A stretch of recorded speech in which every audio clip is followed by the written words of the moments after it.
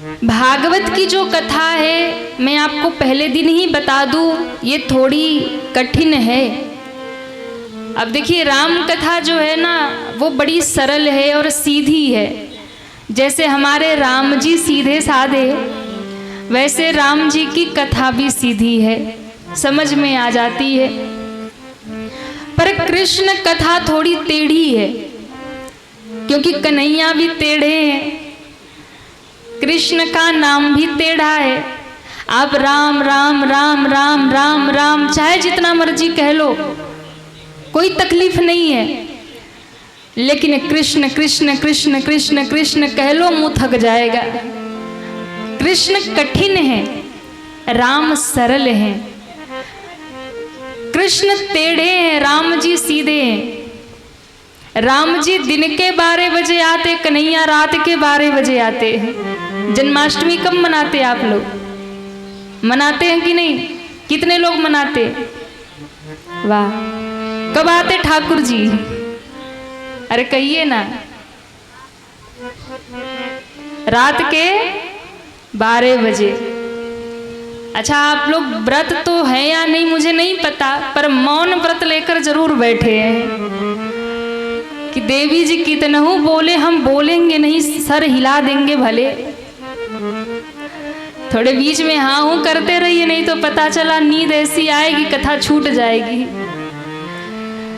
तो कन्हैया टेढ़े हैं।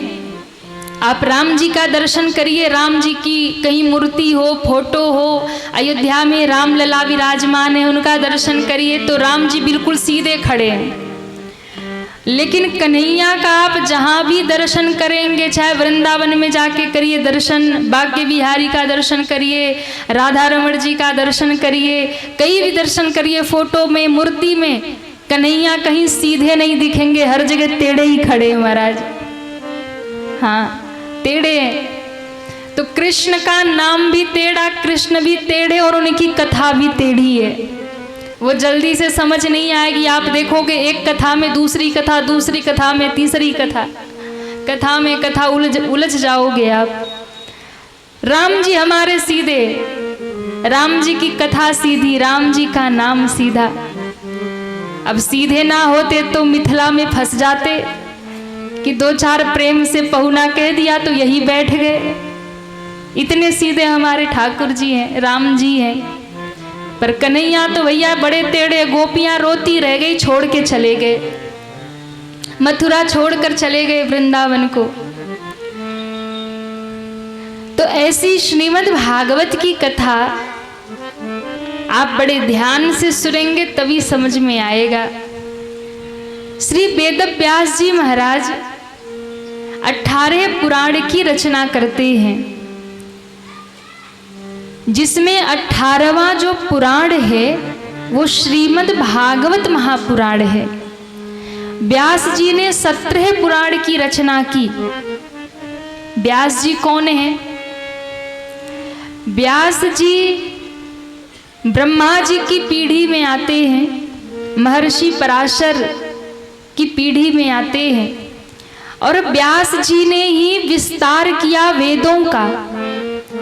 हमारे यहाँ 4 वेद नहीं थे, एक ही वेद था, पर एक वेद को विभाजित करके जिन्होंने 4 वेद बना दिया, जिन्होंने 6 शास्त्र लिखे, जिन्होंने गीता ब्रह्मसूत्र लिखा, और जिन्होंने 18 पुराण लिखे, उन्हें व्यास कहा गया, जिन्होंने विस्तार किया। ऐसे ऋषि हुए व्यास ऋषि, महर्षि वेद व्यास जी महाराज 17 पुराण की रचना किए। मन को शांति नहीं मिली, तब 18वां पुराण श्रीमद् भागवत महापुराण लिखा, जिसमें भगवान कृष्ण की लीलाओं का गान किया, भक्तों का चरित्र लिखा, ध्रुव जी की कथा, प्रहलाद जी की कथा, ऐसे बहुत सारे भक्तों की कथा लिखी, भगवान की कथा लिखी, तब उनके मन को शांति प्राप्त हुई। ऐसी श्रीमद् भागवत की कथा हम लोग श्रवण करने बैठे हैं। बोलिए भागवत महापुराण की जय हो। श्रीमद् भागवत जब प्रारंभ होती है तो सबसे पहले भागवत के प्रारंभ में श्री व्यास जी ने सत्य को वंदन किया। भगवान का स्वरूप कैसा है? सच्चिदानंद रूपाय विश्वोत्पत्त्यादि हेतवे त्रापत्रय विनाशाय श्री कृष्णाय वयं नुमः। बोलिए भागवत महापुराण की जय हो। श्री व्यास जी महाराज ने भगवान का स्वरूप बताया। भगवान के 3 स्वरूप हैं। कितने स्वरूप हैं? अरे कहिए ना, 3 स्वरूप है। ध्यान से समझिएगा। भगवान सत्य स्वरूप हैं, भगवान चैतन्य स्वरूप हैं और भगवान आनंद स्वरूप हैं। और तीनों को जब आप मिला देंगे, सत चित आनंद, तीनों मिलकर हो गया सच्चिदानंद। वैसे तो राम कथा बड़ी रसमयी है, सरल है। कृष्ण कथा में बहुत ज्ञान है, ज्ञान की बातें हैं, पर मैं आपको प्रयास करूंगी बहुत सरल बनाकर, जो आपको समझ में आ जाए, आपको आपके हृदय में उतर जाए, ऐसा मैं प्रयास करूंगी आपको सुनाने का। तो सतचित और आनंद, और इन सबको मिला दिया तो हो गया सच्चिदानंद। तो भगवान का एक नाम है सच्चिदानंद। क्या नाम है? सच्चिदानंद। तो भगवान के जो स्वरूप हैं वो 3 हैं, सत चित और आनंद। भगवान सत्य रूप में विद्यमान रहते हैं। अब आप कहेंगे सत्य क्या है? आप लोगों से हम पूछ रहे हैं, बताइए सत्य क्या है? पता है कि नहीं पता? नहीं पता। सत्य है भगवान का नाम।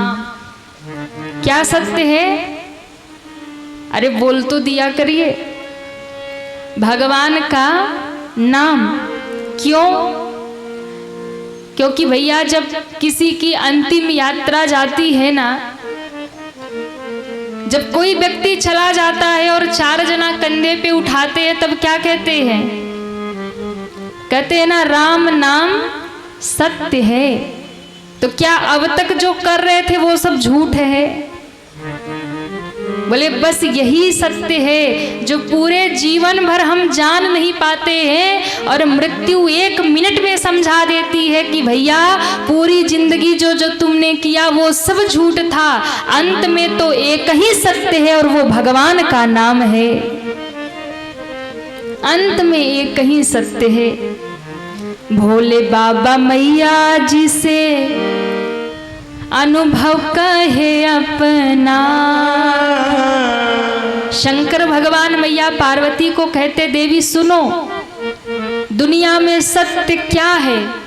माता जी ने कहा क्या है? तो कहा ये जो सारी दुनियादारी है ना, ये सब झूठ है। अरे महाराज, दुनिया सब झूठ? बोले सब झूठ। तो सत्य क्या है? शंकर जी ने कहा, भजन करा होई तवन होई हो। क्यों? जगतिया में कोई नहीं अपना। कोई अपना नहीं है दुनिया में। किसको अपना मान के बैठे हो? बेटा अपना, घर अपना, परिवार अपना, पैसा अपना, रुपया, कुछ नहीं अपना। क्यों? अगर अपना है तो साथ लेके क्यों नहीं जा सकते?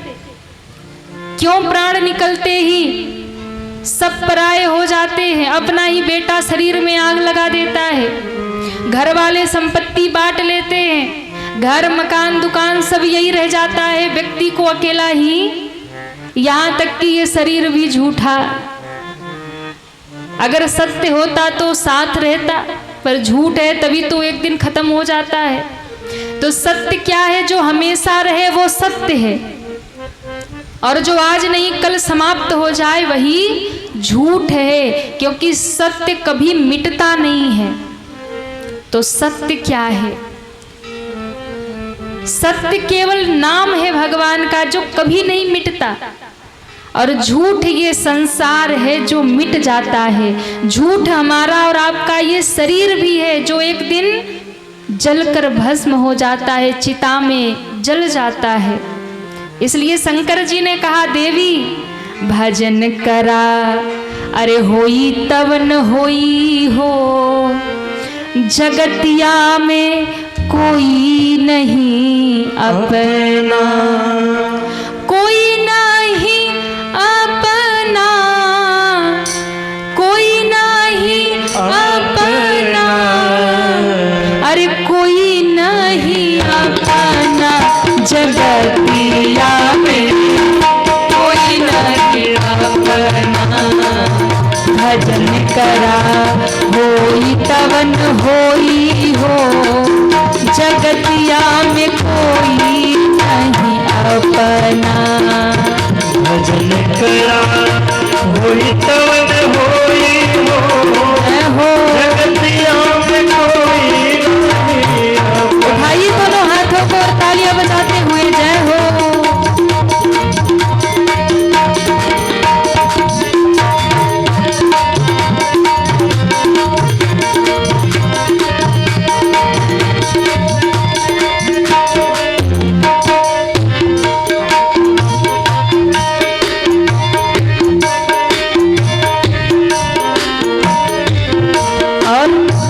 शंकर भगवान ने मां पार्वती को कहा भोले बाबा मैया जी से अनुभव कहे अपना, भोले बाबा मैया जी से अनुभव कहे अपना।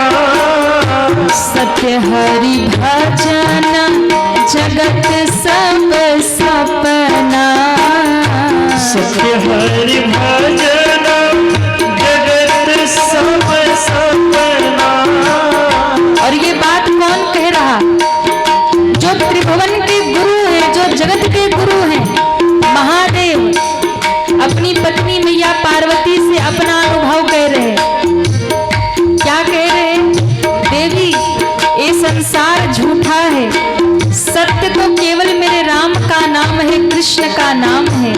सत्य हरि भजन जगत सब सपना, सत्य हरि भजन जगत सब सपना।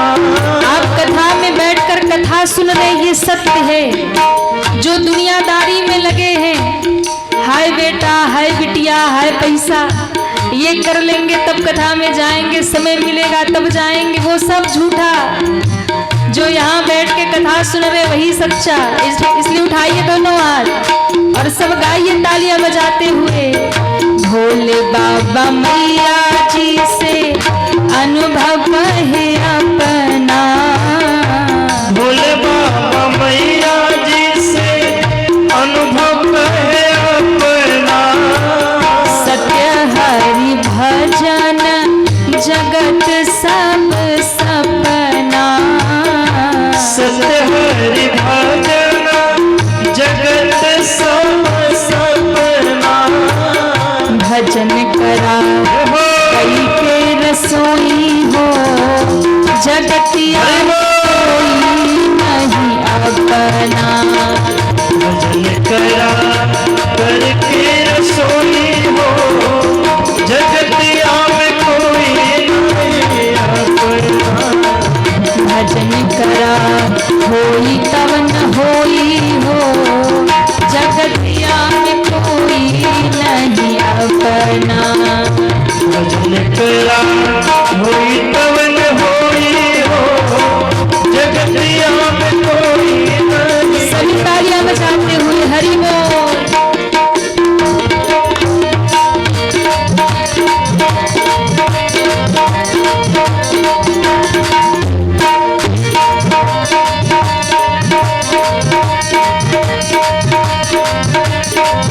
जय हो।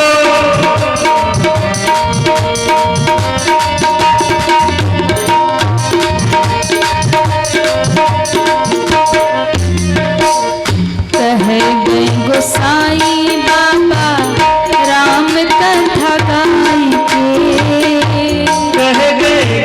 गाई बाबा राम कथा गाई के। हरि के भजन करा मनवा लगाई के। हर के भजन करा मनवा लगाई के। प्रभु के भजन करा मनवा लगाई के।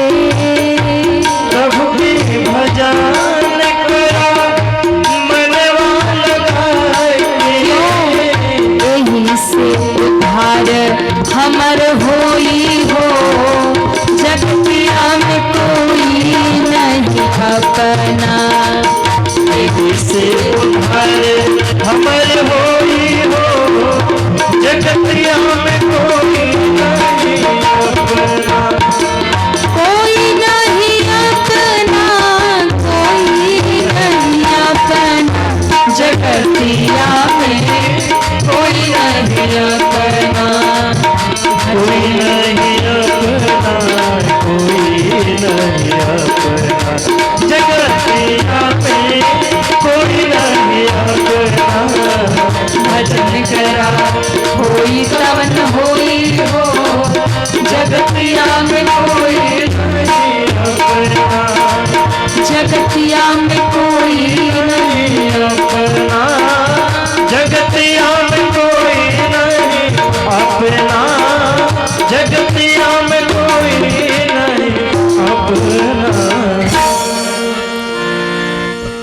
भजन करा होई तवन होई हो, क्यों जगतिया में। कोई नहीं अपना। जो लोग नहीं गा रहे वो अपना मानते हैं क्या? दुनिया तो अपनी है, पर भैया जिस दिन श्वास रुक जाए ना, यही दुनिया जला देगी, यही दुनिया घर से निकाल देगी। बोले ये तो अब अपना नहीं रहा। इसलिए जगतिया में कोई नहीं अपना, जगतिया में। क्यों शंकर भगवान कह रहे भोले बाबा मैया जी से अनुभव कहे अपना। भोले बाबा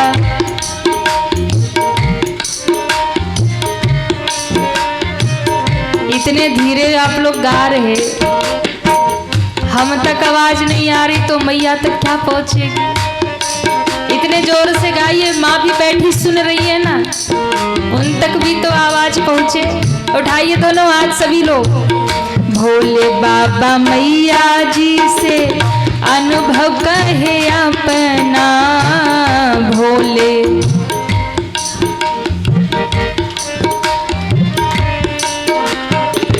सत्य हरि भजन जगत सब सपना। सत्य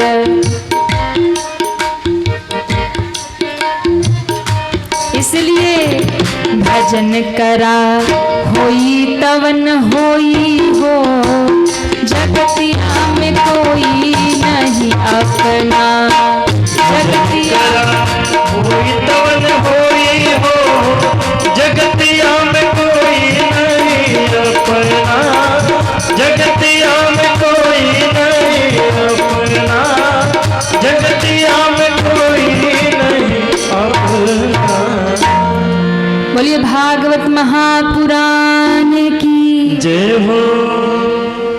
तो संसार में सब कुछ झूठा है, सत्य केवल और केवल भगवान का नाम है।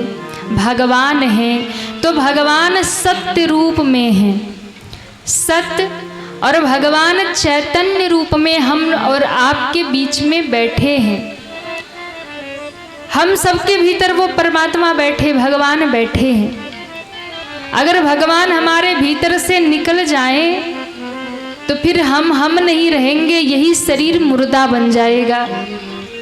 हम चल रहे हैं, हंस रहे हैं, बोल रहे हैं, खा रहे, पी रहे, कथा सुन रहे, दर्शन कर रहे, घूम रहे, ये जितनी भी क्रिया कर रहे हैं क्यों कर पा रहे हैं? क्योंकि हम सबके भीतर वो परमात्मा चैतन्य रूप में बैठे हैं। अगर वही परमात्मा भीतर से निकल जाए तो फिर यही शरीर निष्प्राण हो जाता है, मुर्दा बन जाता है। भगवान बैठे हैं भीतर, तब ये शरीर चल रहा है। जैसे ये माइक जिसमें हम बोल रहे हैं कथा, आवाज आप लोगों तक पहुंच रही कि नहीं पहुंच रही? कितने लोगों तक आवाज पहुंच रही? उठाइए हाथ। वाह, सब तक पहुंच रही है। तो इस माइक में हम बोल रहे हैं तो आवाज आप तक पहुंच रही है। लेकिन आपको पता है ये माइक भी आवाज कैसे पहुंचा रही है? क्योंकि इसमें एक तार लगा है, कनेक्शन बिजली का, वहां साउंड वाले भैया ने जोड़ रखा है। और जब वहां से उन्होंने इसका कनेक्शन बिजली से जोड़ा है तो ये माइक काम कर रही है।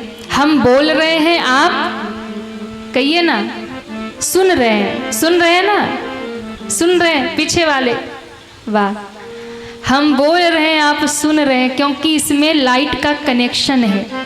अभी लाइट कट जाए या वहां से इसका तार निकाल दिया जाए तो कहिए आवाज पहुंचेगी क्या? अरे कहिए ना, पहुंचेगी? नहीं पहुंचेगी। आप कहेंगे माइक तो सत्य है, सामने दिख भी रहा है, लगा भी हुआ, आवाज नहीं आ रही। तो भैया आवाज तो तब आ रही है, माइक की महिमा नहीं है, इसमें लगे हुए कनेक्शन की महिमा है, लाइट की महिमा है। वो कनेक्शन जुड़ा है तो आवाज जा रही है, कनेक्शन कट जाए तो आवाज जानी बंद हो जाएगी। समझिएगा, उसी प्रकार से हमारा और आपका भी ये जीवन है, ये जिंदगी तभी चल रही है, ये शरीर तभी चल रहा जब परमात्मा रूपी कनेक्शन जुड़ा है, तब तक चल रहा। जिस दिन कनेक्शन कट जाएगा ये शरीर किसी काम का नहीं रहेगा। हाँ, जोर से बजा लो ताली। अच्छा, सब भूल गए आप लोग, फिर से सिखाना होगा। हाँ, कुछ अच्छा लगे तो ताली जम के बजाया करो, हमें भी तो पता चले बात पहुंच रही है। तो शरीर तभी चल रहा, ये दुनिया चल रही क्योंकि परमात्मा रूपी कनेक्शन जुड़ा हुआ है। जिस दिन वो कनेक्शन कट जाएगा फिर इस शरीर का कोई मतलब नहीं रह जाएगा। इसलिए वो चैतन्य रूप में परमात्मा हमारे भीतर बैठे हैं। और तीसरा है आनंद। भगवान आनंद स्वरूप है। तीन रूप भगवान का है, सत्य भगवान का रूप है, चैतन्य भगवान का रूप है और आनंद भगवान का रूप है। दुनिया में जितना भी आनंद आप देखते हैं ना, ये थोड़े समय का है, थोड़े समय का आनंद है। क्यों? एक समय के बाद दुनिया का आनंद खत्म हो जाता है। घर में नई नई बहू आती है तो कितना आनंद होता है, माताएं ज़्यादा जानती होंगी, होता है ना। सुबह शाम गरम गरम चाय पराठे खिलाती है, बढ़िया गरम गरम रोटी खिलाती है। वही 1-2 साल बाद बीतने के बाद तुम्हारा चाय भी ना पूछे, हाँ, रोटी भी ना पूछे, तो फिर क्या हाल होती है? फिर वही आनंद दुख में बदल जाता है, होता है ना। शुरू में बहू आए तो मैया तो पूरे गांव में ऐसा पल्ला करके घूमे जैसे प्रधानमंत्री हो, हाँ, यही राष्ट्रपति महामहिम है। किसी से रुख ना मिलाए, नई नई बहू आई है, बड़ी सेवा कर रही है। लेकिन कुछ दिन बाद वही बहू जब चाय पानी पूछना बंद कर देती है तो सुख दुख में बदल जाता है। दुनिया का आनंद यही है, एक समय के लिए रहता है और फिर खत्म हो जाता है। आप कहीं घूमने जाते हो, कुछ समय के लिए आनंद हुआ, फिर घर आए, फिर दुख में बदल गए। दुनिया का आनंद थोड़े समय का है, दुनिया का सुख थोड़े समय का है, लेकिन भक्ति का जो आनंद है, भजन का जो आनंद है, भगवान के चरणों में यदि आप बैठ जाएंगे, वो आनंद जो आता है वो आनंद कभी मिटता नहीं है, वो सदैव जीवन भर बना रहता है, क्योंकि भगवान आनंद के ही स्वरूप हैं। भक्ति का आनंद कभी समाप्त नहीं होता है। भगवान का जो सुख है, भक्ति का जो सुख है, वो कभी समाप्त नहीं होता। आप लोग जब घर में रहते हैं तो दिमाग डिस्टर्ब रहेगा, कहीं कुछ झगड़ा हो रहा, कहीं कुछ बुद्धि लग रही, कुछ हो रहा। लेकिन जब कथा में आके बैठते तो सारी टेंशन खत्म। क्यों मैयाओं, कोई टेंशन है, समस्या नहीं, सब आनंद है। अरे वाह, इधर से हमारे यजमान लोग बढ़िया कथा सुन रहे हैं। आप लोगों का कनेक्शन मिले ना मिले, इधर से बराबर मिल रहा है। जय हो, हमारे यजमान जी लोगों के लिए ताली बजा दो। बहुत बढ़िया कथा सुन रही है मैया। तो भक्ति का जो आनंद है वो कभी समाप्त नहीं होता। दुनिया का आनंद समाप्त होता है, क्यों? क्योंकि भगवान आनंद के सागर हैं। अब भैया समुद्र में ही डूब जाओ तो फिर कोई कमी रहेगी क्या जल की? समुद्र में कोई कमी नहीं है। आप थोड़े से घर में भर के लाओ तो वो तो खत्म हो जाएगा। तो भगवान आनंद के समुद्र हैं। हम दुनिया में छोटी छोटी चीज़ों में आनंद ढूंढते, वो खत्म हो जाता है। जीवन भर का आनंद चाहिए ना, हमेशा आनंद में रहना है तो भगवान के चरणों को पकड़ लीजिए, क्योंकि वो आनंद के समुद्र हैं, अथाह जल है, कभी आनंद समाप्त ही नहीं होगा, कभी समाप्त नहीं होगा। भगवान की कथा का आनंद, सत्संग भक्ति का आनंद कभी समाप्त नहीं होगा। इसलिए भगवान का 3 स्वरूप है, सत चित आनंद। ऐसे भगवान की शरण में जो आ जाएगा, त्रापत्रय विनाशाय श्री कृष्णाय वयम नमः, ऐसे भगवान की शरण में जो आ जाएगा उसके सारे ताप समाप्त हो जाएंगे। ताप का अर्थ होता है दुख, दुख समाप्त हो जाएगा। और दुख समाप्त कब होगा? तो कहा जब आप भगवान की शरण में आ जाएंगे। आप भगवान से दूर हैं और जीवन में सुख चाहते हैं तो मिलने वाला नहीं है। सुख तभी मिलेगा जब भगवान के चरणों से आप जुड़ जाएंगे। दूसरे श्लोक में श्री सुखदेव भगवान को प्रणाम किया है। श्री सुखदेव भगवान जो जन्म से वैरागी हैं, जन्म लेते ही जो जंगल की ओर भागे और जाकर तपस्या में लीन हो गए, ऐसे सुखदेव भगवान को प्रणाम किया है। यम प्रव्रजंतम अनुपेतम पेत कृत्यम द्विपायनो विरह कातरया जुहाव पुत्रेति तन्मय तया तरवोभिनेतु स्तम सर्वभूत हृदय मुनिमानतोस्मि। बोलिए सुखदेव भगवान की जय हो। सुखदेव भगवान श्री व्यास जी के पुत्र हैं और ये अपनी माँ के गर्भ में 12 साल तक रह गए। 12 वर्ष तक माँ के गर्भ में बाहर ही नहीं निकले महाराज। क्यों? बोले बाहर निकलूंगा तो माया पकड़ लेगी। तो भगवान नारायण ने प्रकट होके कहा कि बेटा तुम बाहर आ जाओ, मैं वचन देता हूं कि तुमको संसार की माया नहीं पकड़ेगी। 12 वर्ष बाद माँ के गर्भ से प्रकट हुए सुखदेव भगवान स्वयं नारायण के ही स्वरूप थे। प्रकट होते ही ना तो माँ की ओर देखा ना पिता की ओर देखा, जंगल में भागे और तपस्या में लीन हो गए। माँ कहती रही बेटा रुक जाओ, तुम्हारा मुख तो देख लूं। पिता पीछे पीछे गए, बेटा रुक जाओ, कुछ दिन तो रुक जाओ। नहीं रुके। आश्रम के छोटे छोटे बच्चे कहते बड़े सुंदर हो, बड़े प्यारे हो, कुछ दिन हमारे साथ रुको। नहीं रुके। नालच्छेदन नहीं हुआ, अपनी नाल को ही यज्ञोपवीत जनेऊ बनाकर पहन लिया। ऐसे त्यागी तपस्वी जाकर लीन हो गए समाधि में। ऐसे सुखदेव भगवान को प्रणाम किया है। बोलिए सुखदेव भगवान की जय हो। कथा शुरू होती है नैमिषारण्य से। भारत में एक स्थान है नैमिषारण्य तीर्थ, लखनऊ में सीतापुर के पास पड़ता है। तो नैमिषारण्य में 88,000 ऋषि बैठे हैं। 88,000 ऋषि नैमिषारण्य में बैठे हैं। और 88,000 ऋषि बैठे मन में विचार कर रहे हैं कि आगे बड़ा कठिन समय आने वाला है, कलयुग आने वाला है, और कलयुग जब आएगा तो सब कुछ उल्टा होगा। तो ऐसा क्या किया जाए कि लोगों को कलयुग के ताप से मुक्ति मिल जाए। विचार कर रहे थे। उसी समय एक महात्मा आए, श्री सूत जी महाराज। सूत जी महाराज आए, 88,000 ऋषियों ने उनको प्रणाम किया। अज्ञान ध्वांत विध्वंस कोटि सूर्य समप्रभ सूताख्या ही कथा सारम मम कर्ण रसायनम। 88,000 ऋषियों ने हाथ जोड़कर सूत जी से कहा, महाराज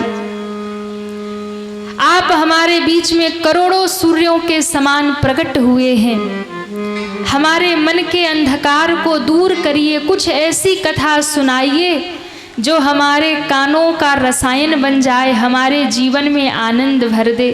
ऐसी कथा सुनाइए, क्योंकि आगे कलयुग आएगा और कलयुग में बड़ा भयंकर समय होगा। कलयुग में लोग स्वार्थी हो जाएंगे, किसी को किसी की परवाह नहीं होगी, किसी को किसी के दुख से मतलब नहीं होगा, सब अपना ही सुख चाहेंगे। कलयुग में सबकी बुद्धि उल्टी हो जाएगी, सब उल्टे काम करेंगे, कोई धर्म कर्म नहीं करेगा। तो कुछ ऐसी कथा हो जो कलयुग के लोगों का भी कल्याण कर दे, ऐसी कथा सुनाइए। श्री सूत जी महाराज ने कहा, सुनो, मैं तुम्हें वो कथा सुनाऊंगा जो सुखदेव ने राजा परीक्षित को सुनाया था। वही कथा सुनाऊंगा जिसे सुन करके राजा परीक्षित को मोक्ष मिल गया था, श्रीमद् भागवत की कथा। सुखदेव जी महाराज राजा परीक्षित को कथा सुनाने के लिए बैठे थे। देवता अमृत का कलश लेकर आए और अमृत का कलश रख के कहा कि राजा परीक्षित को श्राप है 7 दिन में मृत्यु का, तो बोले इनको अमृत पिला दो, भागवत कथा हमें पिला दो अमृत के बदले। सुखदेव जी ने कहा, तुम सब भागवत का मोल लगा रहे हो, कथा का मोल लगा रहे हो, तुम कथा के अधिकारी नहीं हो। भगा दिया, नहीं सुनाई कथा। और तब देवता भागे भागे ब्रह्मा जी के पास गए। ब्रह्मा जी से कहा, ये अमृत के आगे भागवत की कथा नहीं सुनाई, अंतर क्या है? तो ब्रह्मा जी ने तराजू के एक पलड़े पर भागवत की कथा रख दी, भगवान की कथा रख दी, दूसरे पलड़े पर संसार के जप तप साधन सब रख दिए। और कहते हैं जैसे ही तराजू उठाया तो भागवत का पलड़ा भारी हो गया। बोले देखो ये भगवान की कथा है, और भगवान की कथा में कभी भी कोई बुद्धि लगाएगा तो भगवान की कृपा मिलने वाली नहीं है। भगवान की कथा तो प्रेम से सुनी जाती है, भाव से सुनी जाती है। तुम अमृत लेकर के गए थे, मोल लगाने सौदा करने गए थे कथा का, इसलिए तुम्हें भगा दिया। अब आप सोचिए, देवताओं को भी सुखदेव जी ने कथा नहीं सुनाया, और जो कथा देवताओं को नहीं मिली, देवता तरस गए जिस कथा को सुनने के लिए। हम और आप सभी कितने सौभाग्यशाली हैं। वही भागवत की कथा आज इस नेपाल की धरती पे प्रवाहित हो रही और आप लोगों को सुनने का सौभाग्य मिल रहा है। ये वही कथा है महाराज। अब आप कहेंगे कि जब इतनी महान कथा है कि देवताओं को नहीं मिला तो हम लोगों को कैसे मिल गया? तो कृपा है नारद जी महाराज की। क्यों? नारद जी के बिना कोई कथा आगे बढ़ती नहीं है। एक बार नारद जी पृथ्वी का भ्रमण कर रहे थे, और पृथ्वी का भ्रमण करते हुए नारद जी हर एक तीर्थ में गए, हर जगह गए, और जाकर के सोचा कहीं तो शांति मिलेगी। हर एक तीर्थ में नारद जी घूमे, पर हर जगह नारद जी ने अशांति ही अशांति देखा, कहीं भी शांति नहीं मिली। और जब कहीं शांति नहीं मिली तो नारद जी ने कहा कि अब जाऊंगा वृंदावन, क्योंकि वृंदावन तो भगवान की जन्मभूमि है।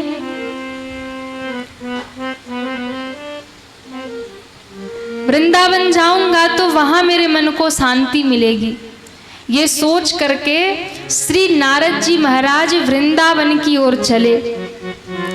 अच्छा, नारद जी वृंदावन जा रहे हैं, आप लोगों को जाना है क्या? कितने लोग वृंदावन चलेंगे? उठाइए। आज आपको नेपाल से सीधे इंडिया में वृंदावन पहुंचाए। अच्छा, जो हाथ उठा रहे हैं उनको एसी बस में ले चलेंगे,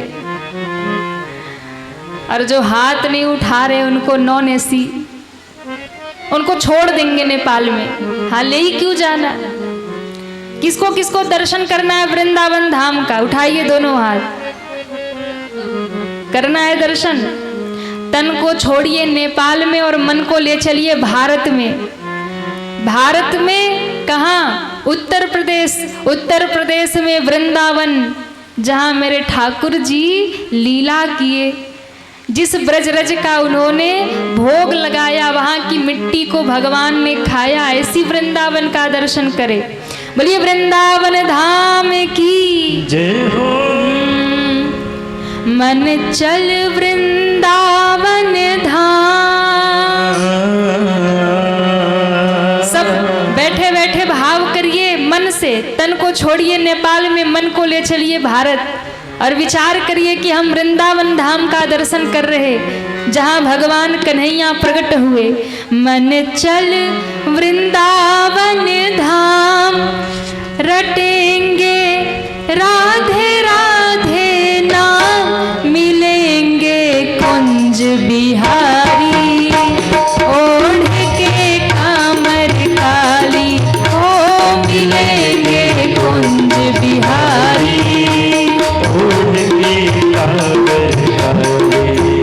मन चल वृंदावन धाम,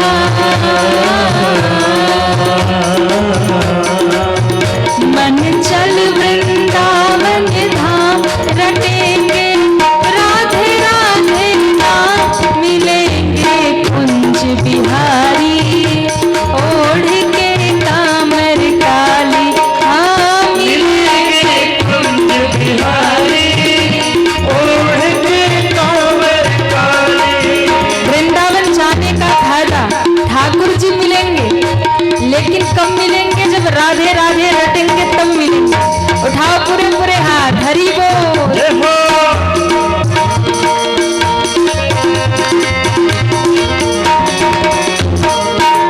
बोलो वृंदावन धाम की जय हो।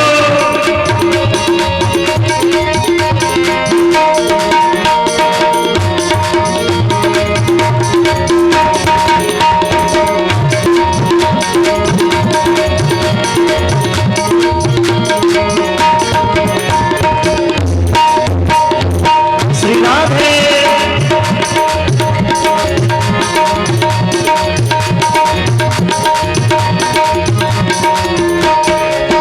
और वृंदावन में जाके क्या करेंगे?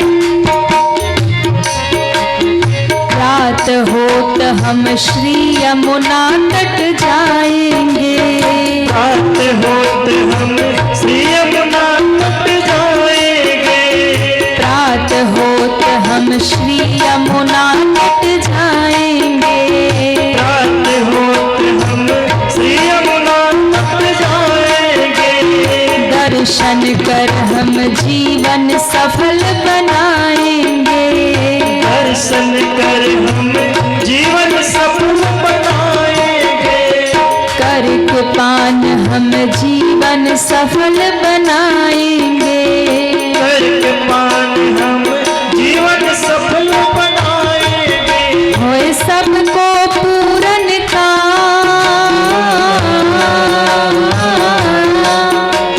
सब तो पूर्ण काम, रटेंगे राधे राधे नाम, मिलेंगे कुंज बिहारी, ओढ़ के कामर काली, हाँ मिलेंगे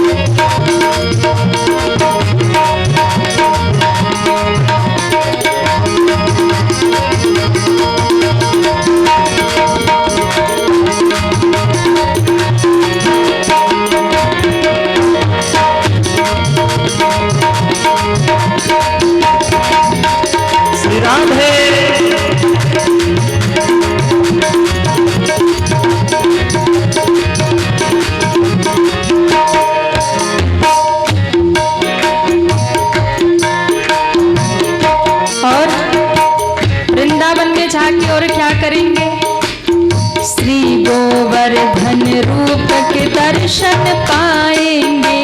श्री गोवर्धन रूप के दर्शन पाएंगे। श्री गोवर्धन रूप के दर्शन श्री गोवर्धन रूप के दर्शन पाएंगे। पाएंगे। परिक्रमा कर जीवन सफल बनाएंगे। परिक्रमा कर जीवन सफल बनाएंगे। परिक्रमा कर जीवन सफल बनाएंगे। परिक्रमा कर जीवन सफल बनाएंगे। कर मानसी गंगा स्नान। कर मानसी गंगा स्नान रटेंगे। राधे राधे नाम मिलेंगे। कुंज बिहारी ओढ़ के कामर काली। मिलेंगे कुंज बिहारी ओढ़ के कांवर काली। मिलेंगे कुंज बिहारी ओढ़ के कामर काली। मिलेंगे कुंज बिहारी ओढ़ के कांवर जय हो।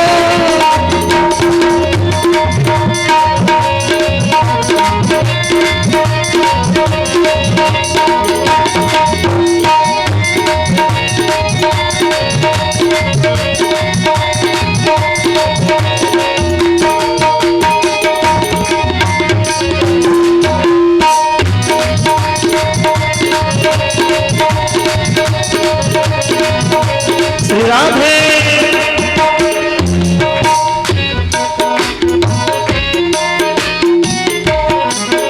और जब भी आप वृंदावन जाइए तो बरसाने जरूर जाइए। बरसाने में कौन रहती है? राधा रानी।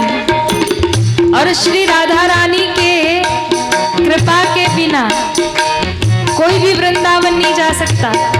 श्री राधे रानी के कृपा के बिना ठाकुर जी भी, कन्हैया भी कृपा नहीं करेंगे। कृष्ण भी तभी कृपा करेंगे जब श्री राधा जी कृपा करेंगे। इसलिए श्री बरसाने धाम की महिमा न्यारी है। श्री बरसाने धाम की महिमा न्यारी है। श्री बरसाने धाम की महिमा न्यारी है। श्री बरसाने धाम की महिमा न्यारी है। महलों की सरकार श्री राधा रानी है। महलों की सरकार श्री राधा रानी है। महलों की सरकार श्री राधा रानी है। महलों की सरकार श्री राधा रानी है। डफ ढोल की तय तय ताल।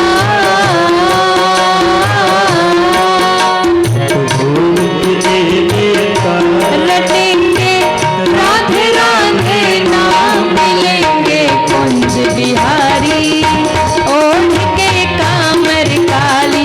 हाँ मिलेंगे कुंज बिहारी ओढ़ के कांवर काली।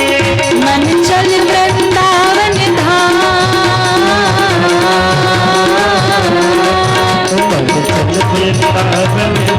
रटेंगे राधे राधे नाम मिलेंगे कुंज बिहारी ओढ़ के कांवर काली। मिलेंगे कुंज बिहारी ओढ़ के सभी पीछे तक चलो, हाथ ऊपर करिए और तालियां बजाते हुए हरि बोल।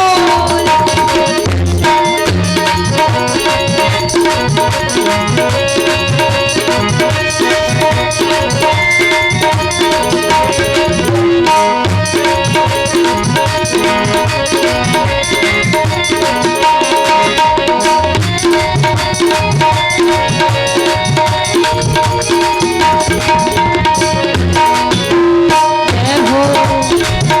श्री राधे।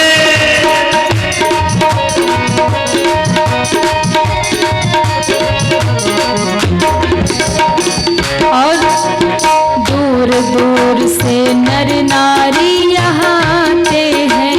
दूर दूर से नर नारी यहाँ आते हैं। दूर दूर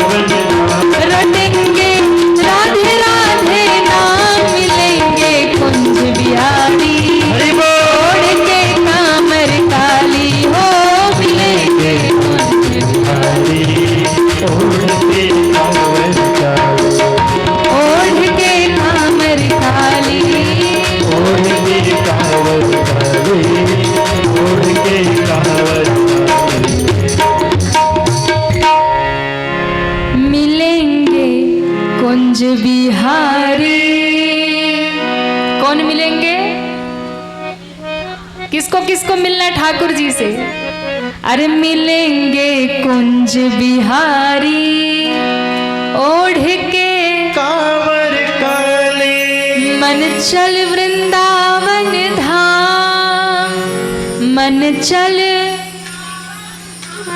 रटेंगे राधे, मिलेंगे कुंज बिहारी ओढ़ के। बोलिए वृंदावन धाम की जय हो। श्री नारद जी वृंदावन पहुंच गए।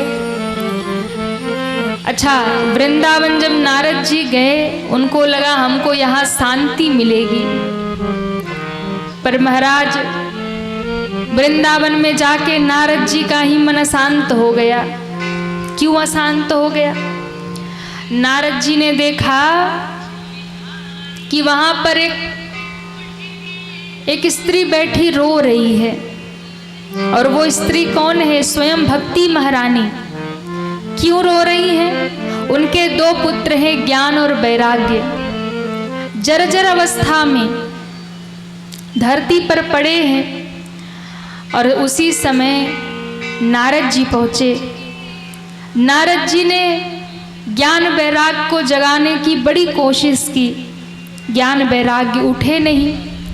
और कहते हैं जब ज्ञान वैराग्य उठे नहीं, नारद जी ने हर संभव प्रयास किया, तब नारद जी को लगा कि ये जगेंगे कैसे।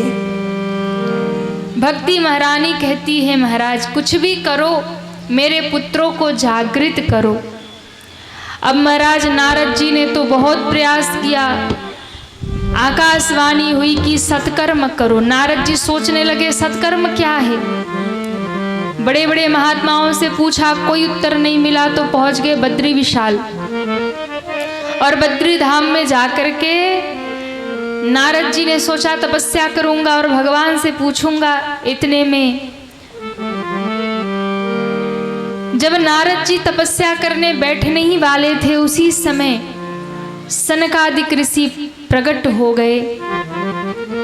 और सौनकादिक ऋषियों ने कहा, नारद जी आप बड़े उदास लग रहे हैं, क्या कारण है?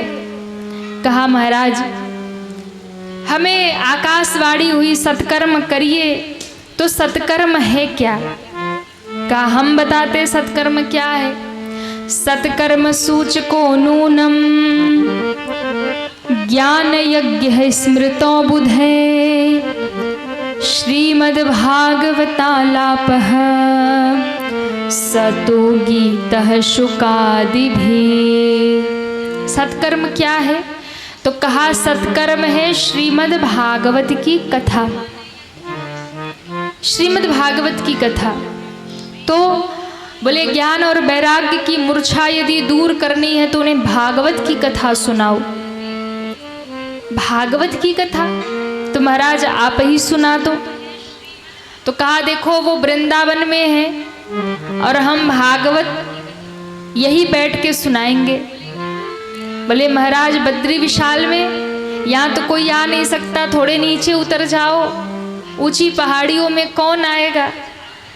तो सौनकादिक ऋषि हरिद्वार में आकर के विराजमान हो गए और भागवत कथा सुनाने लगे।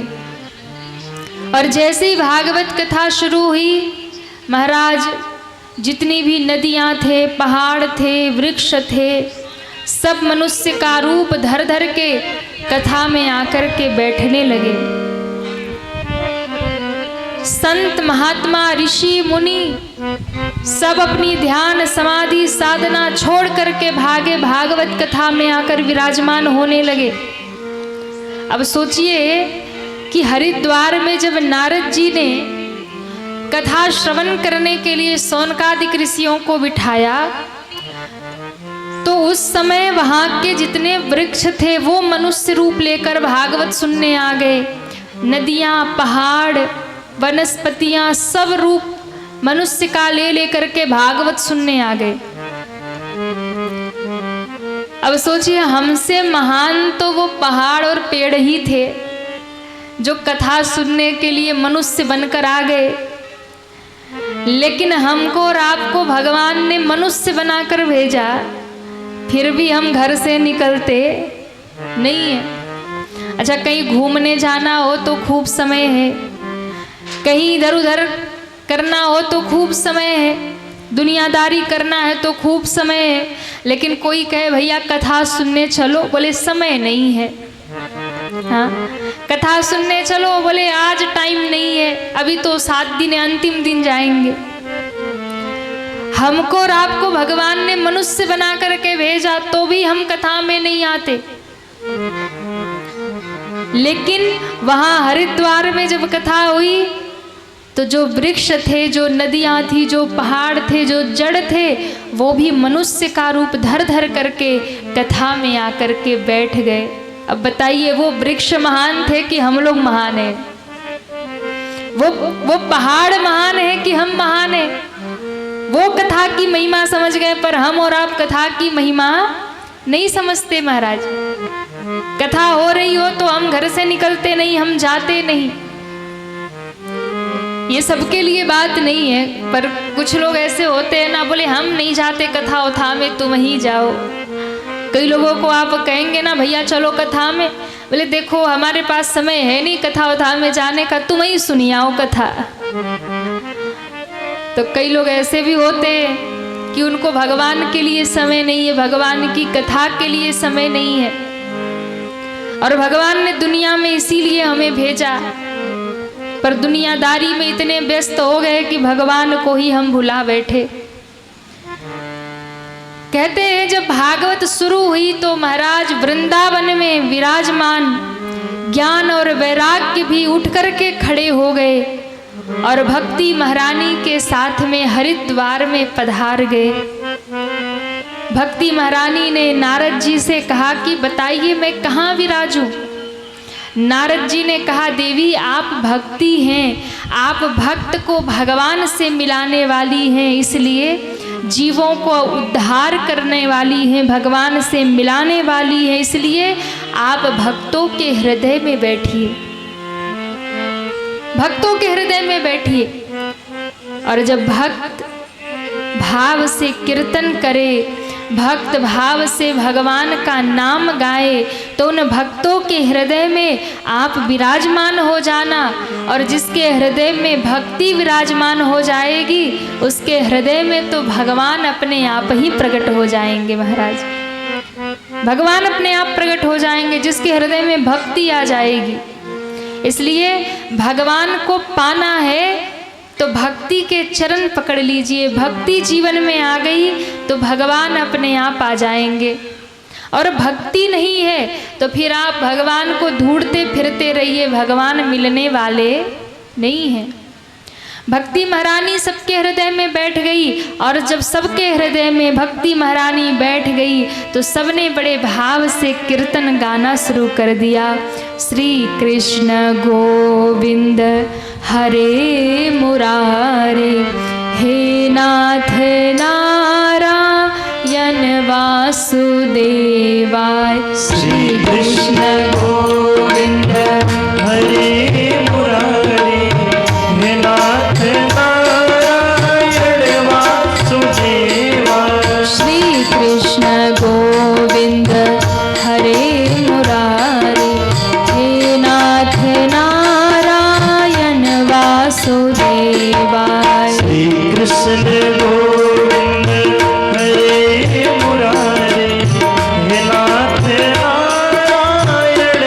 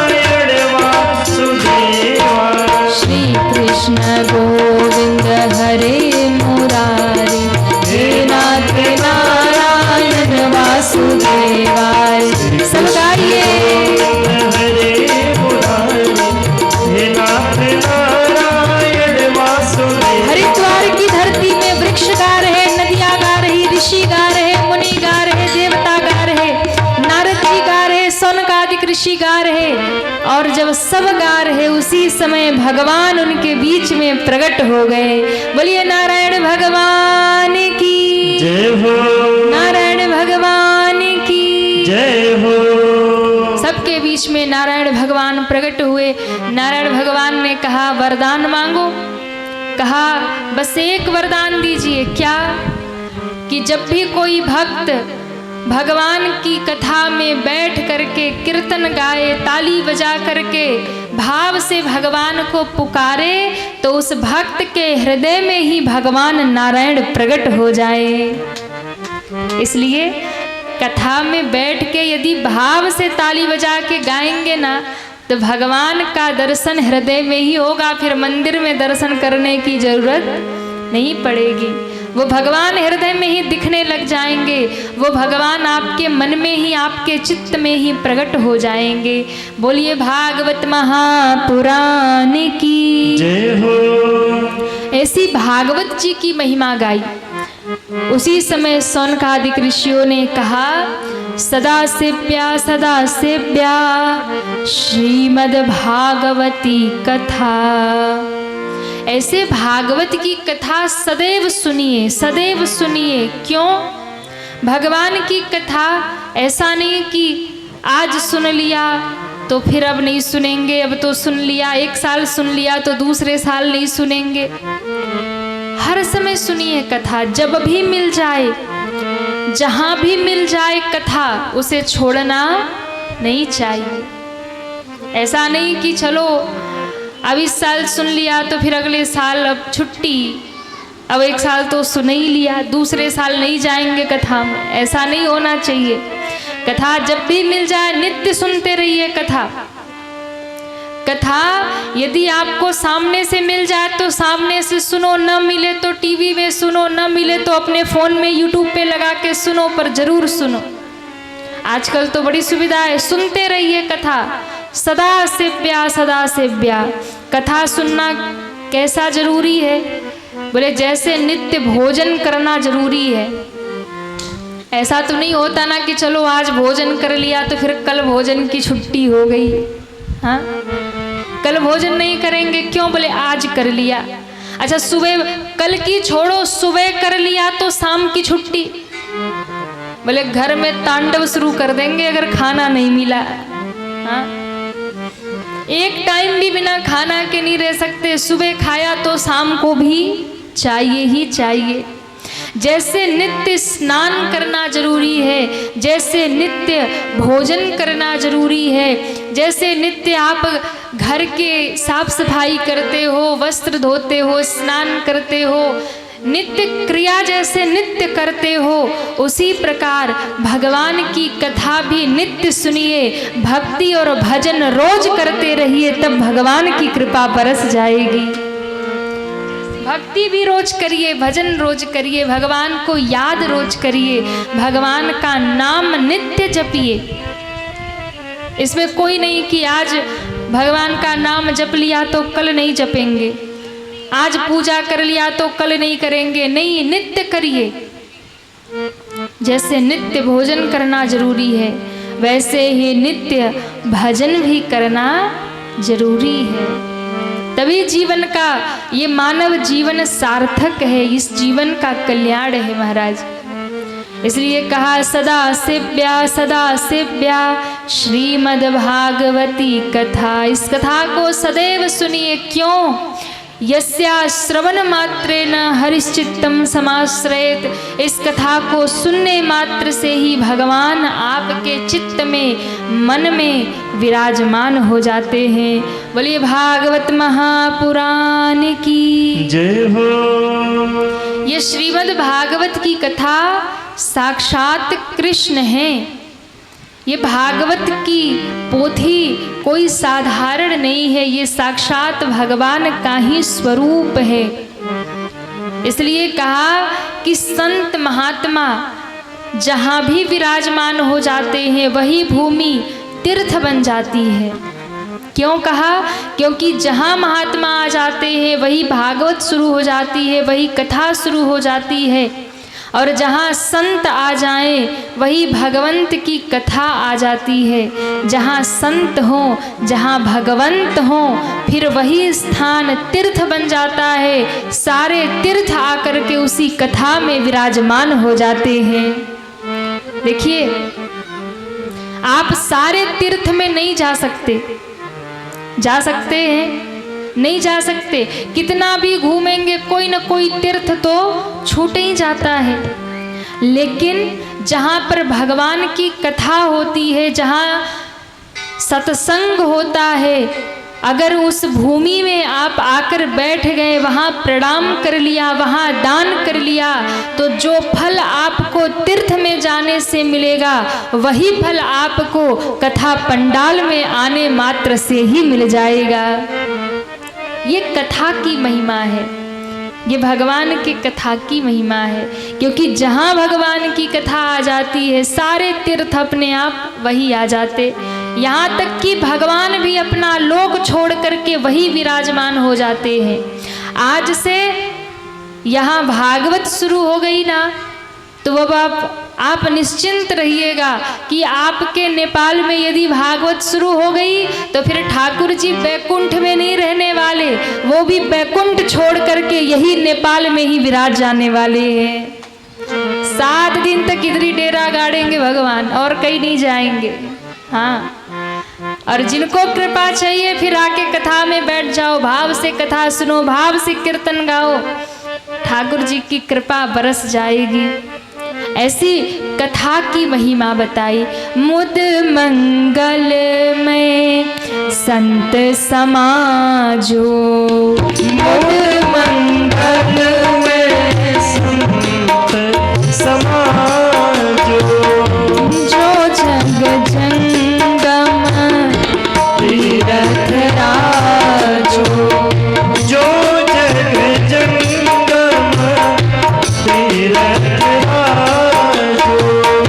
मुद मंगल में संत समाजो, मुद मंगल में संत समाजो, मुद मंगल में संत समाजो, जो जग जंगम तीरथ राजो, जो जग जंगम तीरथ राजो, जो जग जंगम तीरथ राजो, तीरथ राजो, तीरथ राजो।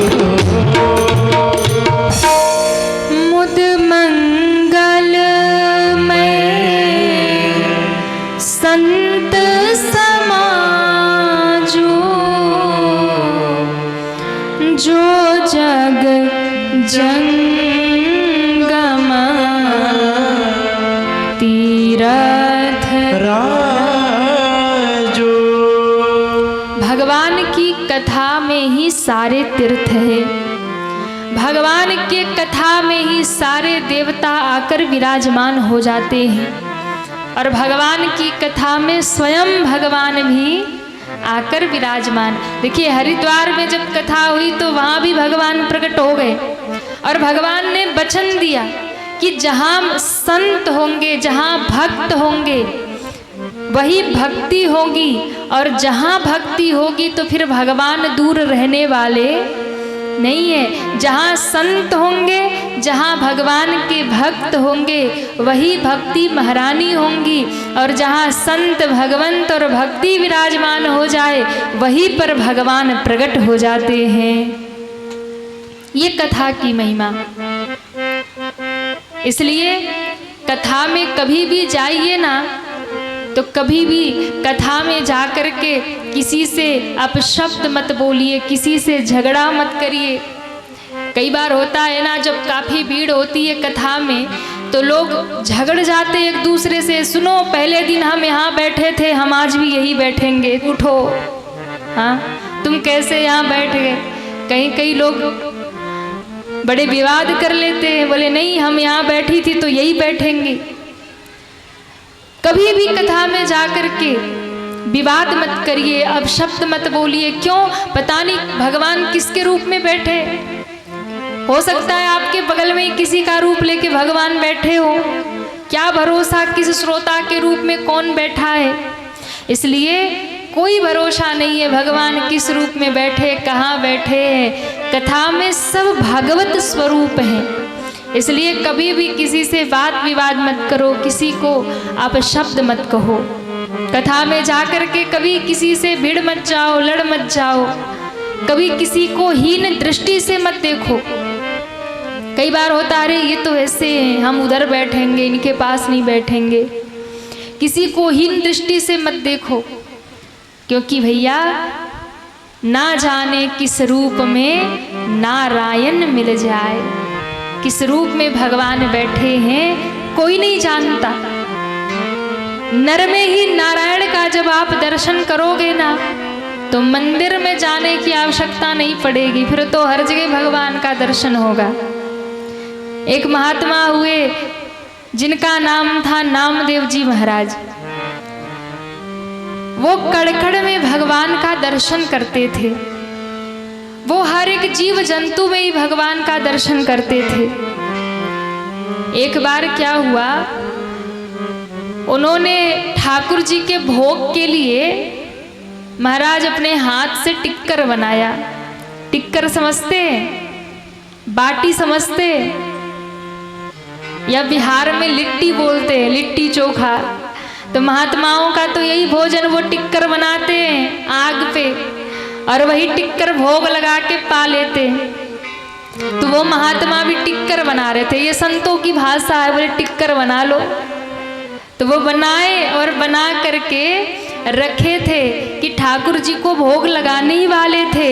इतने में एक कुत्ता आया और कुत्ता महाराज वो बाटी, वो जो लिट्टी बना के रखी थी वो लेके भागा।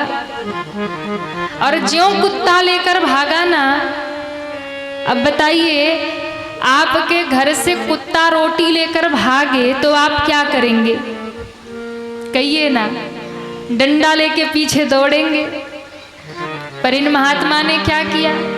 इन महात्मा ने देखा कि कुत्ता इनका जो भगवान के लिए भोग बनाए थे वो लेके भाग रहा। तो ये क्या किए, बोले हाथ में घी का कटोरा उठाए और उसके पीछे पीछे भागने लगे और कहते, प्रभु रुक जाइए, सूखी क्यों खाते, थोड़ी घी लगाने दीजिए।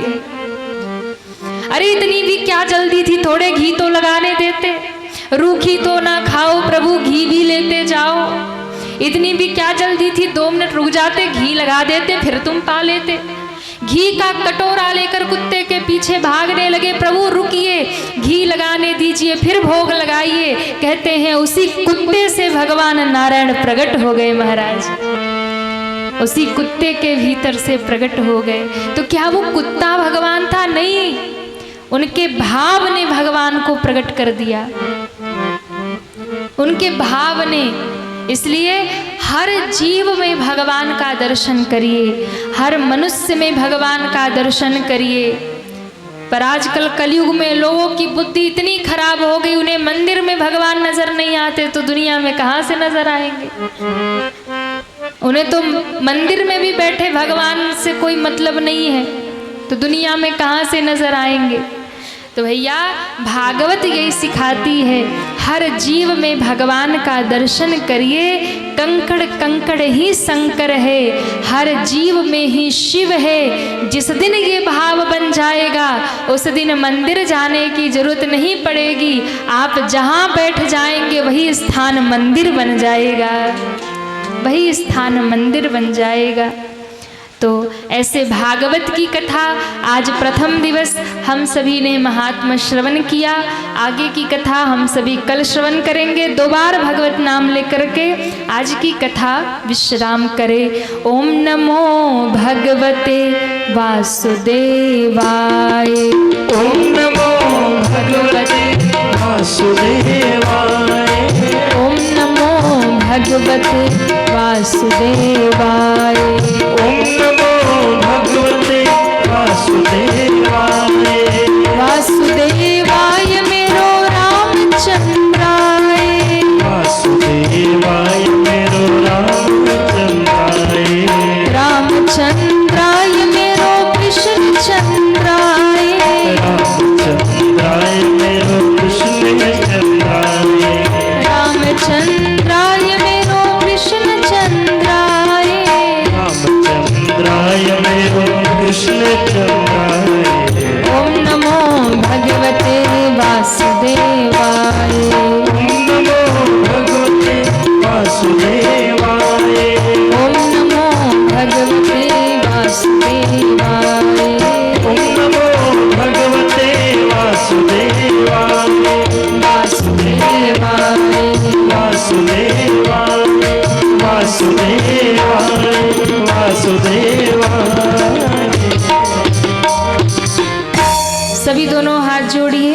भाव से बोलिए। कथा विसर्जन आज की सुनहु बीरहनो राम लखन सीता सहित सबका करहु कल्याण। बोलिए श्री हनुमान जी महाराज की।